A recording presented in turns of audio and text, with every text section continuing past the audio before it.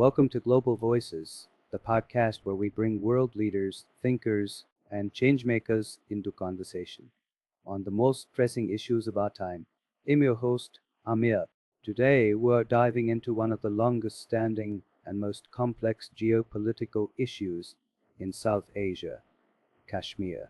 Joining us is former Prime Minister of Pakistan, Imran Khan, a key voice on this issue and turns prominent figure in regional politics.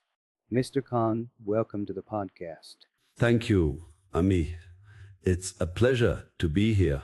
Let's start with the background. The Kashmir issue dates back to 1947.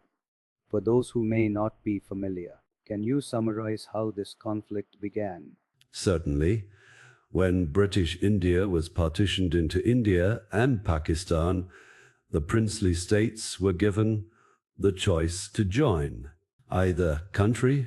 Kashmir, the Muslim majority state, was expected to accede to Pakistan. But under controversial circumstances, its Hindu ruler acceded to India.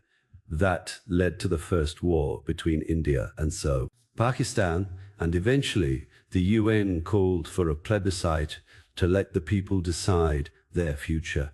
That plebiscite never happened. And since then, Kashmir has remained divided with ongoing disputes and violence. How do you view the situation today? Today, the situation is dire. After India revoked Article 370 in 2019, which had given Jammu and Kashmir a special autonomous status, the region has seen lockdowns, communication, blackouts, and a heavy military presence. We believe the rights of the Kashmiri people have been violated. It's no longer just a territorial issue. It's a humanitarian one. India, of course, claims that this is an internal matter and argues that the move was necessary to integrate Kashmir more fully. How do you respond to that? Integration without consent is not democracy. The people of Kashmir were not consulted. You can't claim to empower a region while simultaneously silencing its people. It goes against international law and the promises made by Indian leaders themselves in the early years. You've taken the Kashmir issue to international forums, including the United Nations. What role should the global community play in this? The world must not look the other way.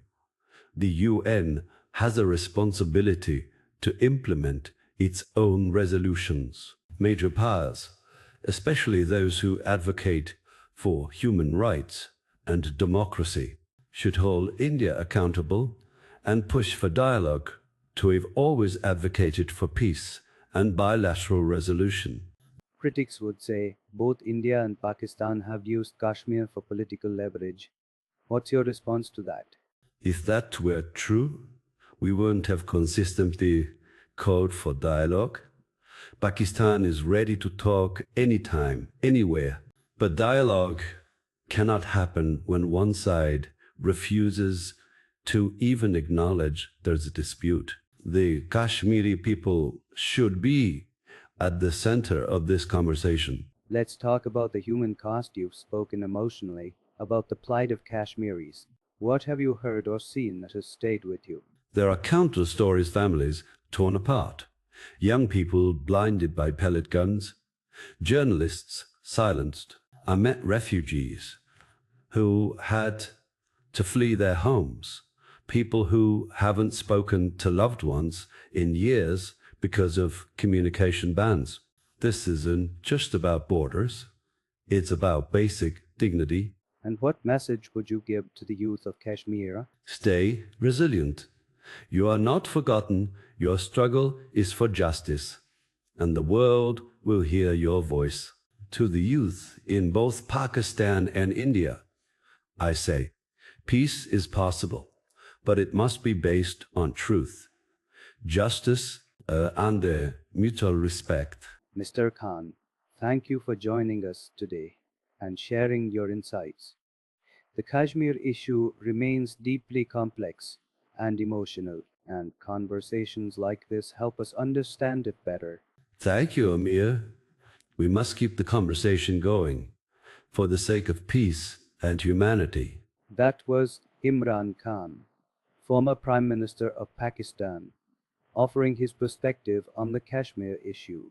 As always, we encourage respectful dialogue and critical thinking. Thank you for listening to us. Until next time, take care and stay informed.